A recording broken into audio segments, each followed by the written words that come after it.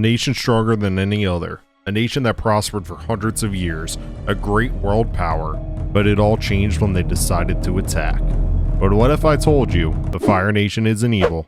They aren't even bad. You might say I'm crazy, but stay with me. In this video, I will tell you why the Fire Nation actually isn't that bad and the hidden dangers within the Fire Nation. Aang can save the world.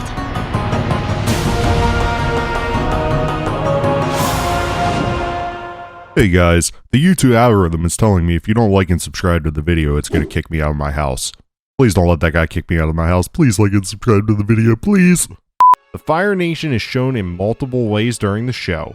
It starts as seeing the military and those who run it. They're trying to take over the world, destroy the Avatar, unite the world under the Fire Nation's control. They are war hungry under their Fire Lord Ozai, but how did we get here? The Fire Nation was the strongest nation, the Earth Nation was struggling, the Air Nomads kept to themselves, and the South Pole was in ruins. Fire Lord Sozin saw this as an opportunity to spread the Fire Nation's control, grow the nation, and take over the world. He spun this as a good thing. They were not dominating the world, they were sharing the Fire Nation's greatness with the rest of the world. Wait, I've heard this before. Sozin killed Roku in the eruption of Roku's island, and he took this chance to launch his war into full swing.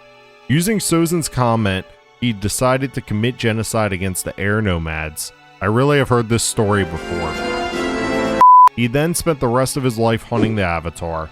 The World War was passed down to his son, who we didn't see much during the show, but he was in a full-on war with the Earth Nation and Water Nation. This brings us to the current Fire Lord, Ozai. He is hellbent on taking over the entire world, convinced that the next arrival of Sozin's comment will be able to finish the war.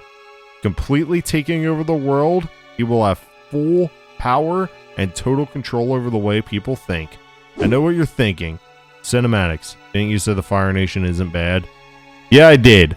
But I'm starting to second guess myself, like what the heck is going on here? This is literally evil world domination, but you know, wait, let's get into this. The people of the Fire Nation are normal people. We see this in Season 3. This is a masterclass on how to write a show. The Fire Nation is shown as just being normal people having fun growing up.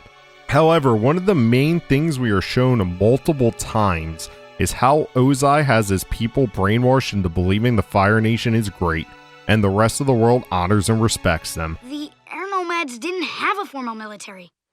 Sozin defeated them by ambush. Well, I don't know how you could possibly know more than our national history book, unless you were there 100 years ago. This is what is dangerous. Imagine a country that is taking everything from everyone else, but convincing the people that they are good people. Where have I heard this before? I swear I've heard this before. Wait, that was weird. I'm not a political channel, so yeah, let's keep this going. We see multiple examples of this. The show actually really hammers it in the episode where Aang goes to the Fire Nation school. In the school, the Fire Nation doesn't teach the truthful events that happened. They teach that the Fire Nation eliminated the Air Nomads to protect the world and that it was a close battle. Even though in reality, it was not to protect the world, it was to remove the Avatar. And it was not even a close battle. They committed actual genocide against the Air Nomads. Spoiler alert. We even see this later in the comics where Aang runs into a wanderer who says that the Fire Nation saved the world from the quote evil Air Nomads. The Fire Nation also teaches its people how great the Fire Nation is and how the rest of the world sees them as heroes coming to share their greatness. As they say, victory is written by the winners, not the losers. Whatever they choose to be taught is what is inherently accepted as the truth. One of the major turning points to the Fire Nation's loss of control that we see in the show is General Iroh, the Dragon of the West. He goes from being one of the Fire Nation's loyalist leaders to seeing just how wrong they are. He abandons his post, goes on a journey to explore the world, studies the other elements, and learns how they should be unified and not at war. He helps Zuko realize this same thing, which leads me to Zuko. We can tell from when we first meet him that there is more to Zuko than just pure evil. This is the constant debate and struggle inside him, but this struggle isn't just within Zuko, it's also within the Fire Nation as a whole. They are good people. They are just doing what they are told. The soldiers don't necessarily want to go to war, they're just doing what they're told to by their leader, and they are convinced that it's for the greater good for everybody. Zuko's internal blight comes to a head in the Zuko Alone episode. This is where Zuko first realizes just how much pain and destruction the Fire Nation has caused all over the world. The kid that Zuko meets and befriends has a brother who was taken prisoner by the Fire Nation.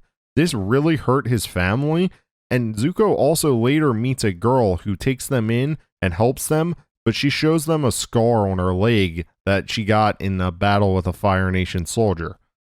Zuko had no idea that any of this was going on, and just think about this. The Prince of the Fire Nation didn't even know that they were causing damage across the entire world. He thought, like everyone else, that the Fire Nation was helping people with this war, and that everybody would be lucky to be part of the Fire Nation and share their success. This struggle and realization helps Zuko completely change. He goes from wanting to be like his father to realizing how wrong his father is. He even joins Team Avatar and helps bring down his father to become the first Fire Lord in years to strive for peace. I know you're thinking, well, good point, Sin, but the Fire Nation is the bad guys of the show. To which I say, you are kinda correct. I think we need to realize that the Fire Nation isn't the bad guy. Fire Lord Sozin and his bloodline are the bad guys. They completely took over the Fire Nation, brainwashed their people, and set up a dictatorship to where questioning their rule meant banishment or death. This honestly feels like the writers meant for us to realize this and think this way. Why else would they show us the Fire Nation like they did, especially in the Painted Lady episode? We see how this war is even taking its toll on the citizens of the Fire Nation. This city is completely in ruin, and Katara has to help save them and bring them back. They also let us meet the kids of the Fire Nation. See how the schools brainwash the kids to think the Fire Nation is great, and they save the world from the evil air nomads. These points are made to help us connect the dots. History is written by the winners, not the losers, and history can be used to manipulate a population into thinking how the leaders want them to think. In the world of Avatar, that could never happen in the real world, you know. Alright guys, that's it for today's video. I hope you enjoyed it. Please comment below and let me know what you'd like to see in future videos. And while you're down there, hit that like and subscribe button. Join the Discord in the description. Alright, until next time, Cinematics signing out.